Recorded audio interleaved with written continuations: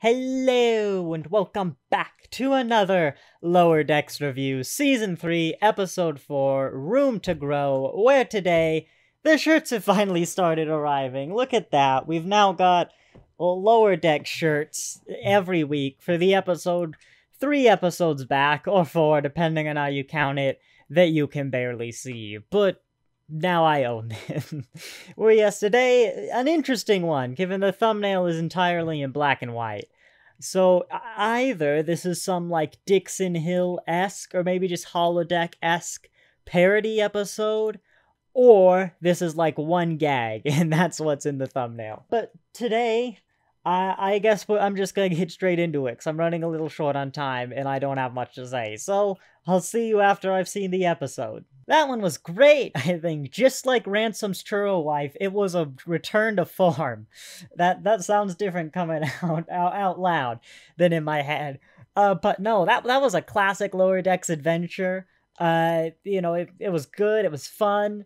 Had some fun scenes, fun comedy. The kind of problems I'd been referencing before and some of the previous episodes, I didn't really feel like they came up. But no, both the A plot and the B plot were really solid.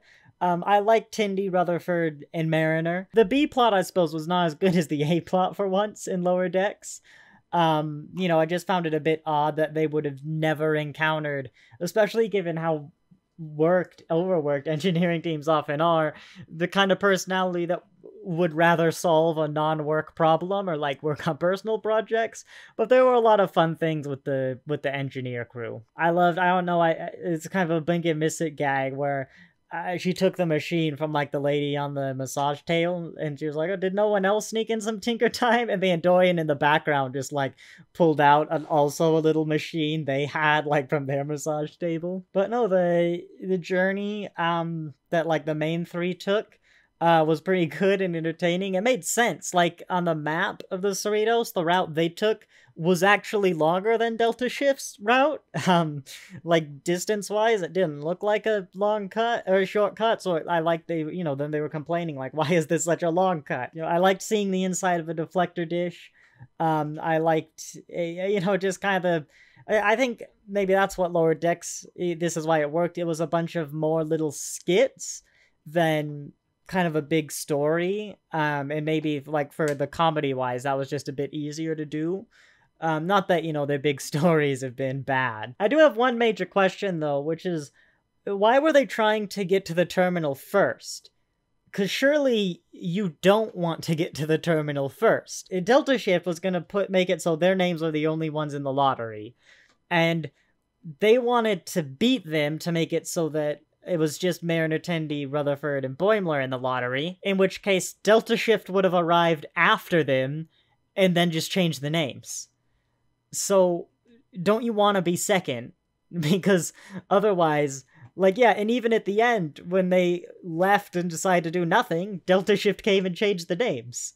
It was weird. I like that the writers acknowledged that, yeah, you can just put 4 beds in there as well, which is what I thought. Like, it did occur to me, like, maybe you could just all share it, but I was like, maybe there's regulations or something. But you could at least hang out in there. Like, it might be a bit different, but yeah, I like that the writers acknowledged it, because the characters not thinking about something is, on its own, not a flaw, not a bad not plot hole, rather. It's not a plot hole if the characters don't think of something, because I know there's going to be a number in the audience who didn't think of this either. But the writers not thinking of something, not acknowledging something that seems like kind of obvious, or just like a good amount of people would come up with the idea, that can be a flaw. So I really like that it was addressed, like, yeah, Delta Shift just shared the room. I like the Shax and Tiana stuff. Yeah, it's Tiana. I didn't realize, I swear she's had a tail. Did she lose it recently? I'm actually gonna check this. That's right, I knew it. She doesn't have one, but in, what they call it, the Naked Time one, she does have a small tail, so I guess she's kind of lost most of it, is the story. I knew I'd seen her tail. But I don't know, I've just always liked those two together. And I've always loved Shax, who started off, I'm pretty sure, unless I'm really misremembering, like season 1, at least early season 1, he was only like the most extreme parody of Worf. It's all the Worf jokes combined with the most aggressive bits of Kira. In just some big hulking security guy, like all the concept art, like he had veins going, his eyes popping because he was just so angry, aggressive. He's the captain, please let me blow up the warp core. I've been very good this month. But then, like, when we've kind of known him more, we've seen him more, he's the like teddy bear kind of guy. He's the big. It goes not just against the stereotype, but the character we saw early on, again, unless I'm horribly misremembering, but I've adore the character of Shax. I've said this plenty of times before. And there were a lot of little details that made this feel like, again, more grounded, more like a real world. Like Boimler tuning his little violin that we know he plays because of that old cold open where he had like a song dedicated to his mother or something. Requiem of a Hug, that was it. And just other real things, like, again, the scene with Shax and Tiana, just kind of like their relationship stuff and talk. A lot of that scene, a lot of stuff I can't really directly reference on YouTube. It gave those characters, like, they're living a life separate from what we see on Lower Decks, because they're side characters, they're not really main characters. They're very much having their own complex and complete and full life that we're just not seeing, which is always amazing to help flesh out characters and make the world feel real. The world doesn't revolve around our four main characters. Well, the story might, but the world definitely does not. They just happen to be in a world. I said I was really short on time. I wasn't kidding, so I'm gonna do a brief little look through the scene by scene, see if anything jogs my memory, and then call it a day there, I think. Oh yeah, this temple design was really nice. They could go a lot further than Masks could because of the animation, but I really like the waterways and stuff. I did find it weird that they seem to develop an excuse for a swamp to be there under the gardens. And the Cerritos is not a very large ship. Maybe volume-wise, like the box you need to put it in, but in terms of actual usable volume, there's not a lot. And so, like, justifying such a huge swamp area for the gardens, but, like, why not just say they haven't finished cleaning up? It was an odd section, it's not documented, they just forgot to clean it up. But yeah, that's also not, I'm getting ahead of myself, but that's not, I've been, like, they said nitrous oxide, which, unless I'm very wrong, is laughing gas, and I'm referring to laughing gas, if that's not what nitrous oxide is. I was under laughing gas once for, like, a dentist thing.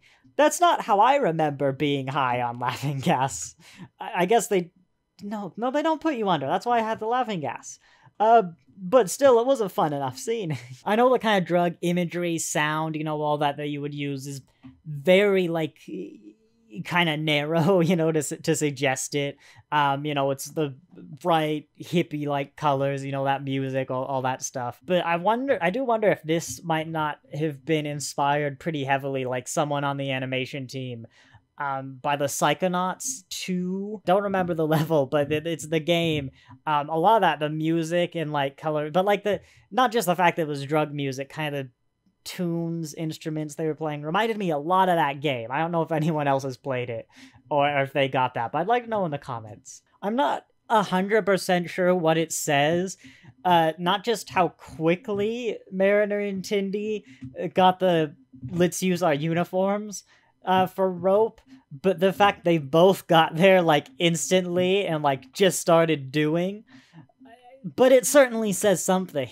And this is a lovely ship, the Dove. You've got, like, the Andorian cruiser, the Antares class, or is that the name of the ship? I don't remember. And I think a slightly modified Dauntless. Was it Olympic? Something like that in the background.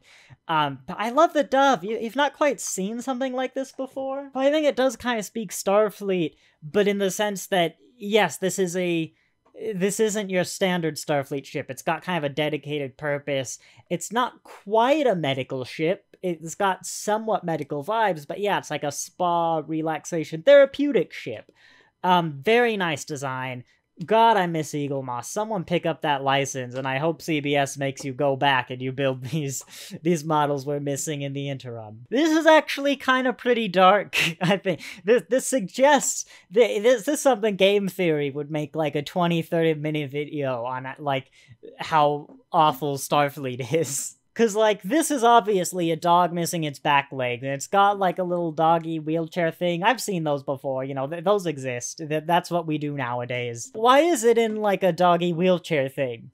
Cause we have the ability to grow back legs, and those aren't exactly much to grow back. I've seen more. You know, when Nog lost his leg, spoilers, whoops, but when Nog lost his leg, if I recall correctly, there was a time before he could grow it back. You know, they couldn't just do it instantly. They had to, like, wait a little bit, and then they could grow it back. So maybe that's what happened here, but that suggests one of two things. Either this dog lost its two rear legs through its existence on this spa ship, which is concerning, or they actively collect, like, dogs that lose their legs, which could sort of make sense as, like, a rehabilitation. Like, we'll not talk about the sensible answer. But it also might suggest they just leave it like that. And they're like, we could fix it, but it's good for the patients. And I'm not sure about that philosophy. This dog raises some questions. In a more serious note, that is a hard one for, I'll say sci-fi in general, but Star Trek in particular, who has established, you know, a pretty clear level of technological advancements and representation of disabilities.